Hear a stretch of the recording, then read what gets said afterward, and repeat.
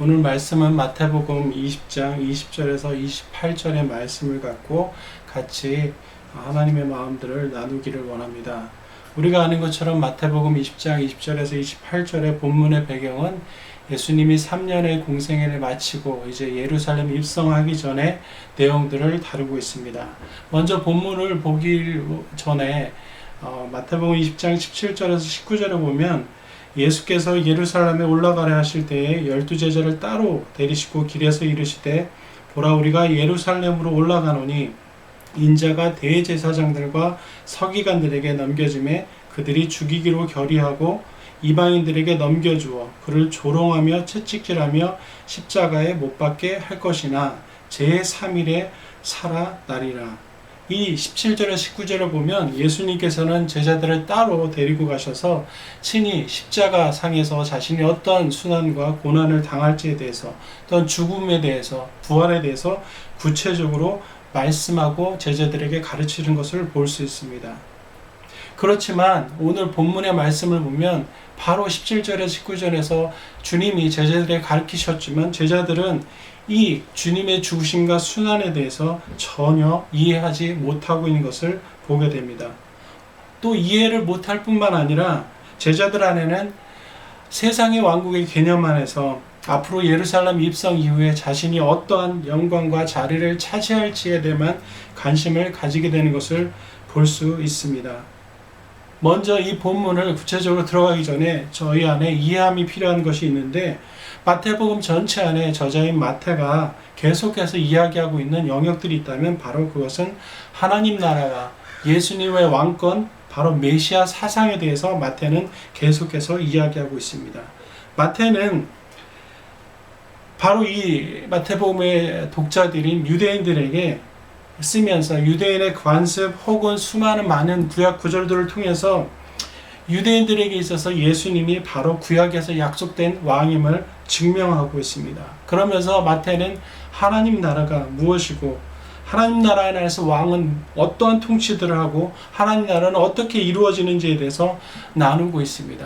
사실 그 당시 유대인들에게 있어서 메시아 사상은 왕의 의미는 성경에서 말하는 하나님 나라의 왕의 그런 개념보다는 세상적인 정치 지도자 혹은 통치자들의 개념이 깊이 사로잡혀 있었기 때문에 구약에서 말하는 그 예수 그리스도의 왕되심의 의미를 유대인들은 제대로 알고 있지 못하고 오히려 세상에서 말하는 왕과 어떠한 정치적인 통치의 의미로만 받아들이고 있었습니다. 그렇기 때문에 어떤 의미에서 예수님이 3년 동안 가르치던 제자들도 동일하게 이 유대인의 그런 역사적인 혹은 정치적인 배경 안에서 예수님을 볼 때 동일하게 현실 세상의 왕국에서 될 정치적인 메시아로만 또한 유대인의 처해진 현실 가운데 로마의 압제에서부터 구해줄 메시아로만 이해하고 있었기 때문에 제자들 역시 주님이 말씀하신 이것을 전혀 이해할 수 없었던 것입니다. 이런 역사적인 배경을 보면서 다시 본문을 보고 싶습니다. 아까도 말했지만 이런 배경 가운데 있을 때 예수님은 17절에 19절에 자신의 앞으로 되어질 일을 구체적으로 말씀하십니다.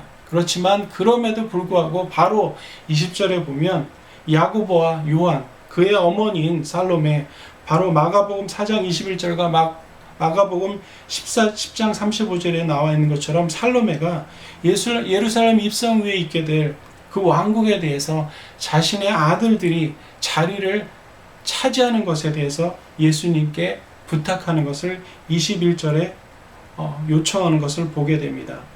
이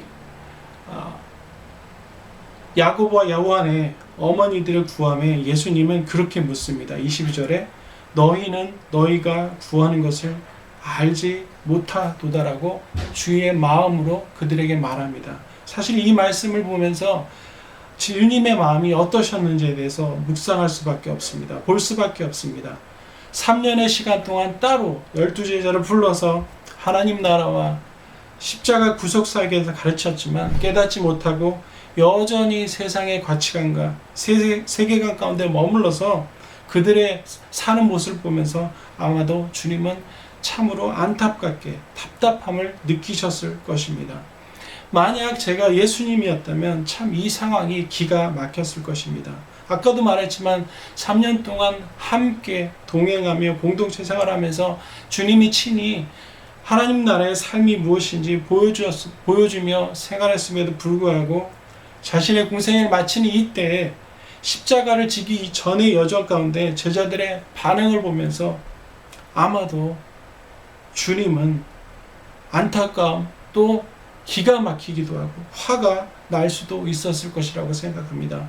개인적으로 저 역시도 제자 훈련 사역을 합니다. 이런 경험을 작게나마 주님이 맛보셨던 경험들을 하게 되는 때가 몇 번 있었던 것 같습니다. 물론 제가 하는 제자훈련 프로그램은 6개월의 짧은 공동체 생활을 합니다. 그렇지만 정말 6개월 동안 온 마음을 다해서 그들이 성경에서 말하고 있는 하나님의 원리 원칙과 하나님의 성품을 가지고 사는 것이 무엇인지 가르치지만 결국은 그들의 삶의 어려움 가운데 있을 때 하나님의 원리 원칙보다는 세상이 주는 세상의 어떠한 세계관 속에서 그것들을 결정하는 모습을 봅니다. 그때마다 제 안에 감정에 마음의 상함이 있습니다. 그렇기 때문에 어쩌면 주님의 이 모습을 조금은 이해할 수 있는 것 같습니다. 그러나 예수님은 이러한 제자들에게 다시 묻습니다. 내가 마시려는 잔을 너희가 마실 수 있느냐라고 묻습니다. 그러나 요한과 야고보는 그 잔의 의미를 전혀 모르고 마실 수 있다고 대답합니다. 더 놀라운 것은 그 다음 절에 보면 다른 10 제자들이 이 대화를 보면서 분함을 표현합니다. 24절을 보면 10 제자가 듣고 그 두 형제에 대하여 분이 여기거늘이라고 말씀하고 있습니다. 왜냐하면 사실은 다른 10 제자도 야고보와 요한과 같은 동일한 생각을 갖고 예수님을 따랐기 때문입니다. 제자들의 이런 마음을 아셨던 예수님은 이 제자들에게 25절부터 27절까지 말씀을 통해서 다시 말씀하고 계십니다. 나중에도 구체적으로 나누겠지만 이 본문 말씀을 통해서 보기를 원하는 것은 우리는 과연 제자들인 우리는 지도자들인 우리는 주님과 같은 마음을 아는 자인지 아니면 주님의 마음과 동떨어진 자신의 생각을 갖고 사는지에 대해서 보기를 원합니다. 그러면서 주님이 제자들에게 22절에 물으셨던 내가 마시라는 잔을 너희가 마실 수 있느냐라는 이 질문을 보면서 주님이 원하시는 잔의 의미가 무엇인지 또한 이 질문을 통해서 우리의 삶 가운데 실제적으로 하나님께서 보시는 시각과 하나님의 마음으로가 아닌 여전히 세상의 관점과 세계관을 가지고 하나님 나라와 몸된 교회 혹은 교회 공동체를 섬기고 있는지 아닌지를 살펴보길 원합니다. 첫 번째 주님이 물으셨던 예수님의 잔의 의미는 축제의 잔이 아닌 고난의 잔, 십자가의 죽음의 잔입니다. 마태복음 26장 39절에 42절에 이렇게 나와 있습니다.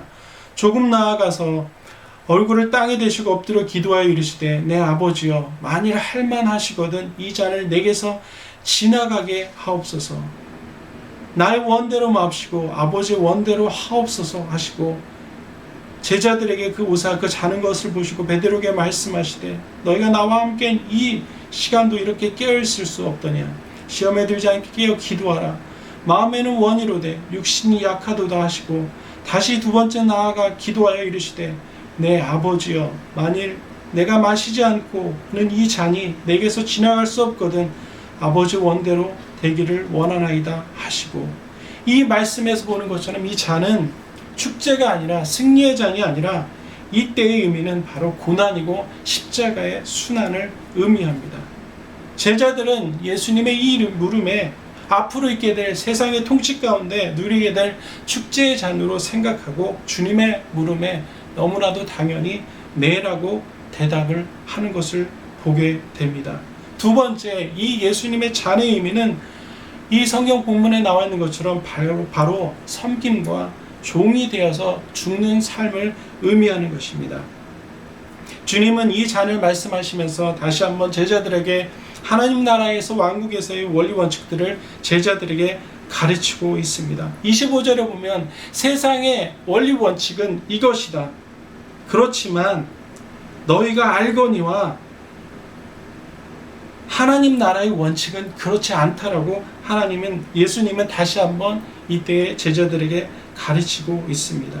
26절 27절의 말씀을 통해서 너희 중에 그렇지 않아야 하나니 너희 중에 누구든지 크고자 하는 자는 너희를 섬기는 자가 되고 너희 중에 누구든지 으뜸이 되고 하는 자는 너희의 종이 되어야 하리라. 이 말씀을 하시면서 하나님 나라의 원리와 방법은 세상의 방법과 전혀 다르다라고, 전혀 같지 않다라고 나누시면서 하나님 나라 안에 있는 성도들은, 지도자들은 세상의 지도자들과 달라야 함에 대해서 말씀하고 있습니다. 우리가 아는 것처럼 세상의 왕국에서는 권력을 부리는 사람이 높은 사람으로 여기지만 하나님 나라 안에서는 남에게 권력을 행사하는 자가 큰 자가 아니라 남을 섬기는 자가, 또 남에게 종이 되는 자가 크고 으뜸이 되는 자라고 세상과 다른 하나님 나라의 방법들을 예수님은 이때의 제자들에게 가르치고 있습니다. 이와 같이 하나님 왕국에서 지도자됨의 의미는 종이됨을 의미합니다. 마태복음 23장 11절과 마가복음 10장 43절에 나와 있는 것처럼 신자가 구원받은 이유가 있다면 바로 하나님을 섬기며 또 다른 사람을 섬기기 위함입니다. 이와 같이 주님은 제자들에게 다시 한번 하나님 나라의 지도자의 삶에 대해서 다시 한번 가르치면서 최종적으로 28절의 말씀을 통해서 이 잔이 말하고 있는 의미가 정확한 무엇을 뜻하고 있는지 다시 한번 가르치심과 더불어 자신이 이 땅에서 그렇게 사셨던 것들에 대해서 제자들에게 말씀을 통해서 도전하십니다. 인자가 온 것은 섬김을 받으려 함이 아니라 도리어 섬기려 하고 자기 목숨을 많은 사람의 대속물로 주려 함이라. 우리가 아는 것처럼 예수님은 자기 자신을 위한 삶이 아니라 100% 철저히 하나님의 말씀에 순종하면서 섬김과 종의 모습으로 사셨습니다. 주님께서 이 땅에 사시면서 보이셨던 섬김과 종의 모습, 다른 사람을 섬겼던 모습은 일일이 설명하지 않더라도 모든 복음서 안에 기록되어 있는 것을 알 수 있습니다. 다시 나누지만 주님이 이 땅에 사셨던 33년의 삶은 철저히 섬김과 종의 모습이었습니다. 바로 이것이 이때에 주님을 따라가는, 주님의 지도자로 부르심을 받은 우리 가운데 살기 원하는 주님의 마음인 것입니다. 하나님 나라에 속해서 하나님의 영광에 돌리는 삶을 사는 것이 바로 우리의 모습이 되어야 된다라고 주님은 말씀하고 있는 것입니다. 바로 이것이 주님이 말씀하신 잔의 의미인 것입니다. 이 말씀을 마치면서 주님이 다시 한번 이 땅 가운데 어떠한 섬김과 종의 모습을 사셨는지 기억하면서 본문에 야고보와 요한에게 물으셨던 너희가 내 잔을 마실 수 있는지 우리 개개인의 삶에 묵상해보는 시간들을 가지기를 소망합니다. 또한 묵상하고 깨닫는 것에 그치는 것이 아니라, 머무는 것에 그치는 것이 아니라 이 주님의 이 도전에 나의 삶 가운데 그것들을 구체적으로 적용해 보기를 원합니다. 왜냐하면 기독교는 듣는 것에 그치는 것이 아니라 들었다라면 그렇게 살아야 하는 것이 바로 기독교인의 삶의 모습이기 때문에 그렇습니다. 그래서 이때 말씀을 마치면서 두 가지 영역을 구체적으로 적용해 보기를 원합니다. 첫 번째, 하나님께서 현재 나의 삶 가운데 다가오셔서 말씀하시고 가르치시길 원하시는 것들이 있는데 그것을 나는 하나님의 관점으로 이해하고 있는지 아니면 여전히 세상의 가치관과 세계관 속에서 하나님을 따라가고 있는 영역은 아직까지 있지는 않은지 자신의 삶을 점검하는 시간이 되었으면 하는 소망함이 있습니다. 두 번째 적용점은 주님이 사셨던 삶이 모습이 철저히 섬김과 종으로서 죽는 자로서의 삶인데 나는 과연 제자인 우리들은, 지도자인 우리들은 삶의 현장에서 주님처럼 그런 삶을 살고 있는지 점검해 보아야 하는 것입니다.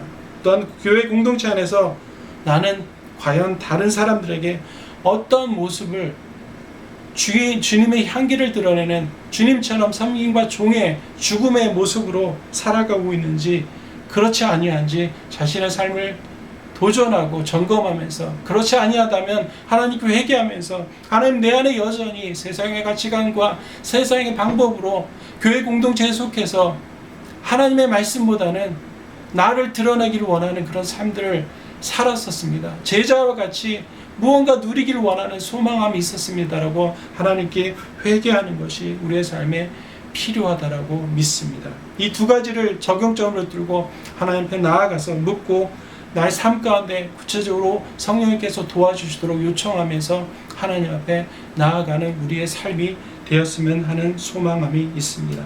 기도하고 마치겠습니다. 하나님 감사합니다. 이 말씀을 통해서 다시 한번 예수님의 삶을 묵상하게 하셔서 감사합니다.